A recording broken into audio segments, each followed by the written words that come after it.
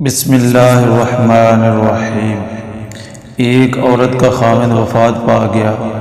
اس سانحہ کے بعد اس پر آزمائشوں کے پہاڑ ٹوٹ پڑے۔ اس کی کل جمع پونجی صرف 3 درہم تھی اور نابالغ بچوں کی کفالت کی ذمہ داری کا بوجھ اس کے ہی کندھوں پر تھا۔ اس بیوہ عورت نے مصیبتوں اور مشکلات کے ان حالات میں افسوس اور دکھ کرنے کی بجائے ان حالات کا مقابلہ کرنے کی ٹھان لی اور بازار سے جا کر ان 3 درہم کی اون خرید لائی۔ اس اون کو کاٹ کر کچھ چیزیں بنا کر فروخت کی تو 5 درہم وصول ہوئے، جس میں 2 درہم اپنے بچوں کے کھانے کا انتظام کیا اور 3 درہم کی پھر سے اون لے آئی۔ اس طرح اس کی زندگی کا گزر بسر ہونے لگا۔ اپنی روزمرہ ترتیب کے مطابق ایک دن وہ بازار سے کھانے پینے کا سامان اور اون خرید کر گھر واپس آئی اور اون کو صحن میں رکھ کر بچوں کو کھانا دینے لگی۔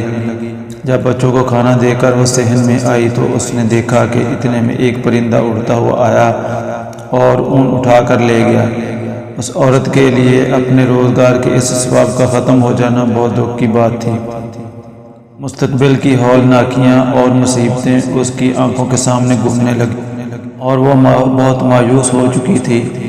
دوسرے دن وہ اس وقت کے درویش حضرت داؤد طائی کے گھر جا پہنچی اور ان کو اپنا قصہ سنا ہی رہی تھی۔ حضرت داؤد طائی عورت کی درد بھری کہانی سن کر پریشانی کے عالم میں تسلی دے رہے تھے کہ اچانک دروازے پر دستک ہوئی۔ انہوں نے جا کر دیکھا تو چند اجنبی آدمی کھڑے ہوئے تھے۔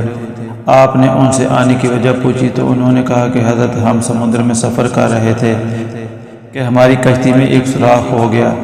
پانی کشتی میں تیزی سے داخل ہو رہا تھا کہ ہماری موت صاف نظر آ رہی تھی۔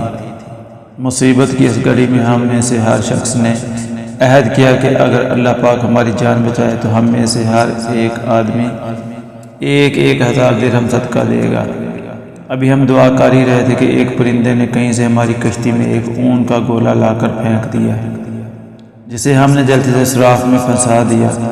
کشتی کو پانی سے خالی کیا اور سیدھے جہاں نزدیک ترین ساحل پر آ پہنچے۔ ہم کیونکہ جہاں اجنبی ہیں اس لیے لوگوں سے کسی معتبر آدمی کا نام پوچھا تو انہوں نے آپ کے پاس بھیج دیا، یہ لیجئے 10,000 درہم اور ہماری طرف سے مستحقین کو دے دیجئے گا۔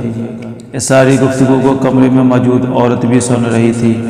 حضرت داؤد طائی رب العزت کی اس بات پر حیران و پریشان ہوئے۔ انہوں نے 10,000 درہم لیے اور اس بیوہ عورت کے ہاتھ پر رکھ دیے۔ آپ نے اس عورت سے پوچھا، اب میں تم سے سوال کرتا ہوں کہ آپ کا رب کتنا رحم دل اور مہربان ہے۔ بیوہ عورت حضرت داؤد طائی کے چہرے کو دیکھتی رہ گئی اور اللہ تعالیٰ کی شان کریم دیکھ کر اس کی آنکھوں سے بے ساختہ آنسو جاری ہو گئے۔ اس ایمان افروز واقعہ سے ہمیں یہ سبق ملتا ہے کہ اللہ کی تدبیریں ہماری سوچ سے کہیں بہتر ہیں۔ اللہ تعالیٰ اپنے بندے کو کبھی تنہا نہیں چھوڑتا۔